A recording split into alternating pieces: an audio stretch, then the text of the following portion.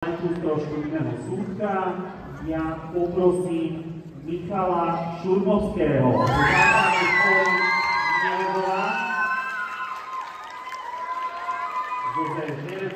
ktorý má zahra na klavír.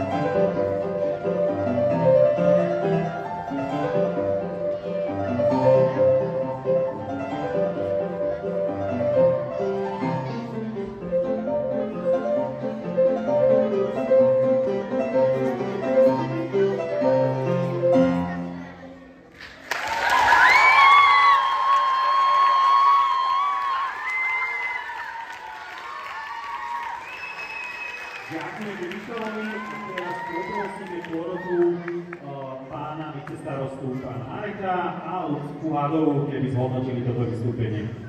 No, Michal, bolo to fantastické, výborne si pracoval s dynamikou toho klavíra. Ja som kedysi v tvojom veku tiež chodil na klavír, ale až takýto dobrý som nebol. Bol si výborný. Jeden pohľad pre Michala ešte.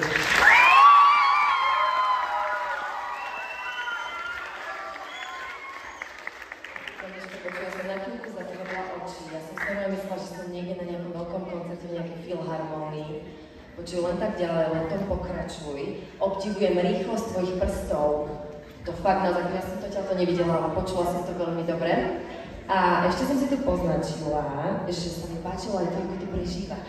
Že naozaj si sedela a vlastne celým telom si tak prežíval tú hudbu, tú melódiu, aj tú dynamiku. Ďakujem za to vystúpenie, výborné. Ďakujeme, Michal.